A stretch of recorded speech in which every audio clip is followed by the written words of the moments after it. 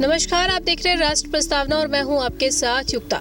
लोकसभा चुनाव का आगाज हो चुका है और 4 चरण की वोटिंग भी हो चुकी है।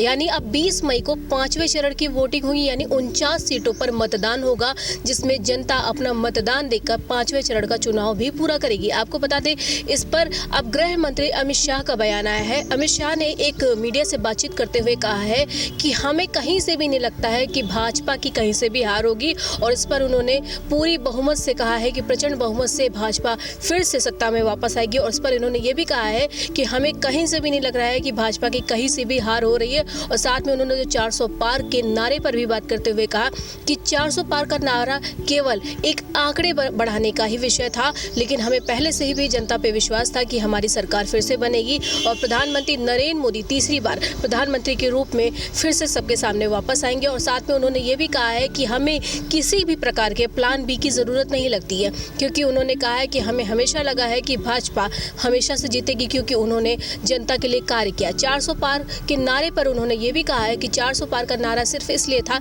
कि जो हिंदुस्तान की अर्थव्यवस्था है उस पर हम और अच्छे तरीके से कार्य कर सकते हैं। भाजपा सरकार उस पर और अच्छा निर्माण कार्य के साथ साथ जो फ्री राशन की सुविधा हो या आयुष्मान कार्ड की बात कहें, इस पर भी उन्होंने बात करते हुए कहा है कि सिर्फ 400 पार का नारा सिर्फ जनता के लिए है, ना कि भाजपा सरकार के लिए। और उन्होंने कहा है कि मुझे यहाँ की जनता पर पूरा भरोसा है कि मैं फिर से भाजपा सत्ता में वापस आएगी और साथ में प्रचंड बहुमत की जीत हासिल करेगी। कैमरामैन शशि रंजन के साथ युक्ता पांडे, लखनऊ से।